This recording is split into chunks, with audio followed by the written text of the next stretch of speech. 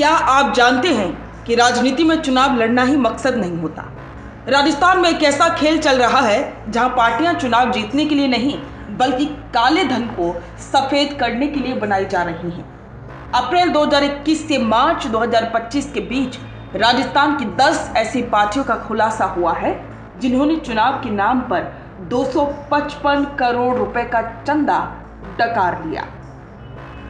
लेकिन जब जांच हुई तो पता चला कि इनके ऑफिस सिर्फ 10/8 की एक छोटी सी दुकान में चल रहे हैं और किराया तक बकाया है।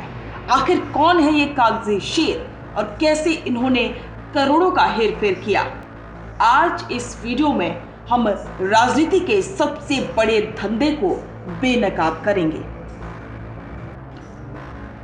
इस खेल में सबसे बड़ा खिलाड़ी है भारतीय गरीब विकास कल्याण पार्टी। इस पार्टी का खेल सुनकर आपके पैरों तले जमीन खिसक जाएगी।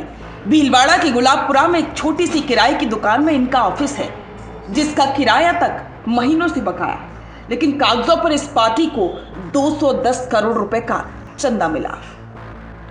और हद तो तब हो गई जब इन्होंने विज्ञापन पर 18 करोड़ 19 लाख रुपए का खर्च दिखा दिया।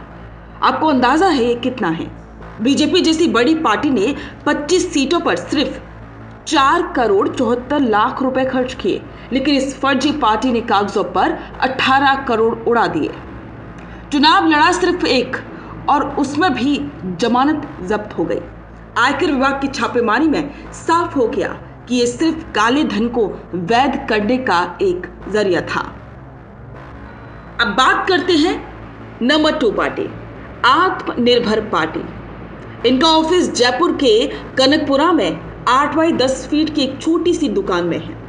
इस पार्टी ने 4 साल में 19 करोड़ रुपए का चंदा लिया।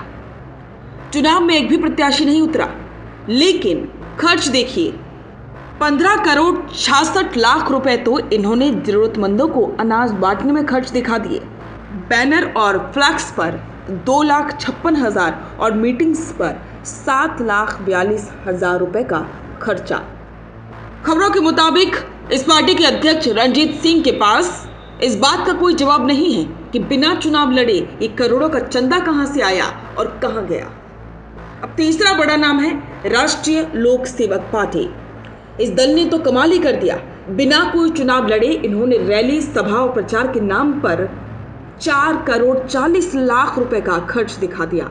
आयकर विभाग की जांच में सामने आया है कि रैलियां और सभाएं सिर्फ कागजों पर हुई। असलियत में ना कोई झंडा लगा और ना कोई बैनर। आयकर विभाग ने भीलवाड़ा और जयपुर में जब छापेमारी की तो पता चला कि ये पंजीकृत गैर मान्यता प्राप्त राजनीतिक दल सिर्फ टैक्स बचाने और काले धन को घुमाने के लिए रजिस्टर करवाए गए थे। ये पार्टियां चुनाव आयोग के नियमों की धज्जियां उड़ा रही हैं। अब सवाल यह है कि इन पर कार्रवाई क्या हो रही है। निर्वाचन आयोग अब ऐसी पार्टियों के खिलाफ सख्त एक्शन के मूड में है। 10 दलों को सूचित किया गया है। इनमें से अधिकांश ने तो या तो चुनाव नहीं लड़ा या सिर्फ खानापूर्ति के लिए डमी उम्मीदवार उतारे।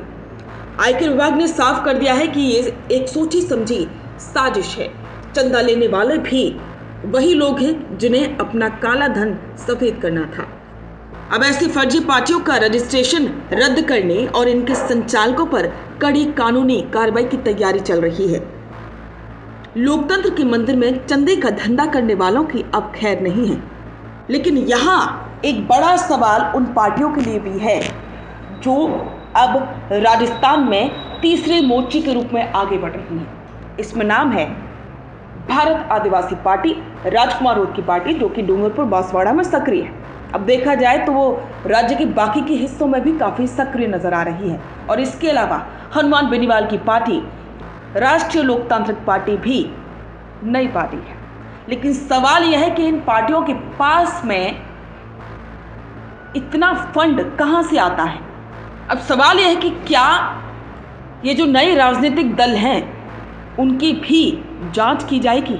इस पर आपके विचार कमेंट बॉक्स में साझा करें और बने रहें द फैक्ट इंडिया के साथ। रुकिए और जरा ध्यान से सुनिए। क्या आप हमारी इन खबरों से अपने व्यापार को भी बढ़ाना चाहते हैं? तो आप भी खबरों के दौरान इस तरह के एलिमेंट्स पर अपना विज्ञापन दे सकते हैं, या फिर ऐसे खबर के 1 मिनट बाद अपना पूरा विज्ञापन डलवाएं, जो कि 8 लाख से ज्यादा सब्सक्राइबर्स और फॉलोअर्स वाले द फैक्ट इंडिया चैनल्स और पेजेस से राजस्थान के कोने कोने में पहुंचेगा और इससे आपका व्यापार, ब्रांड सब कुछ बढ़ेगा।